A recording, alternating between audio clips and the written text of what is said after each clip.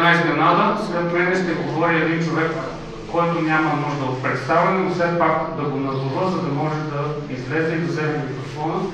Георги Господинов, заповядайте.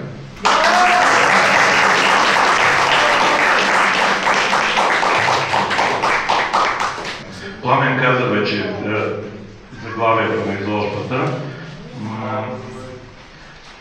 Безкрайни са проявленията на глупостта или би могло да се каже безкрайни са видовете, защото нали, там има спиш или нещо. Ако тази изложба би имала друго заглавие, то би било 1001 нощ на опера.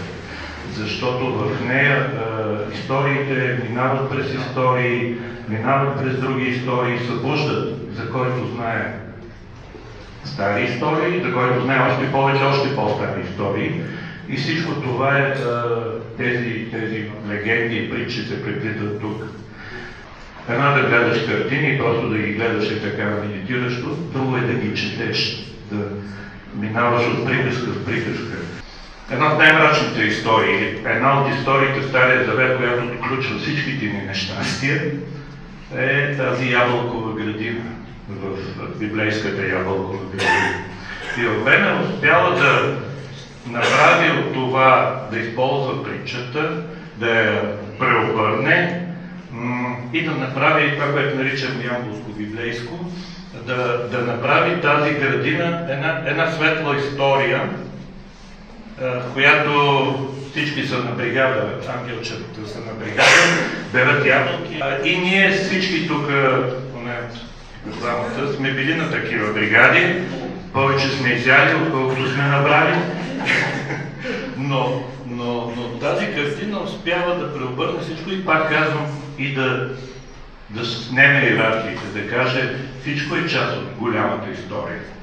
И това бране на ябълки и онова подаване на ябълката от змията, което знаем.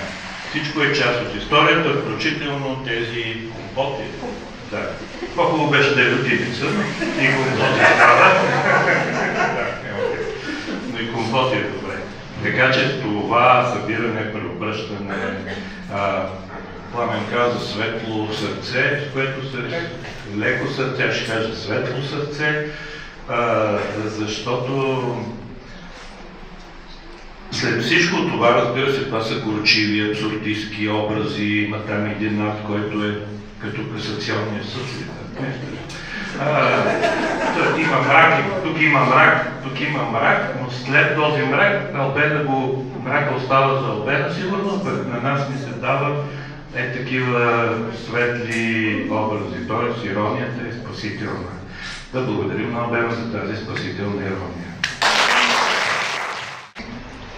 Но за да влеза в латинския дух на изложбата, ще ви кажа, че Арс Лонга вита бревис. Изкуството е вечно, живота, за съжаление, е по-кратичък. Ще чуете Обертас на Фурка.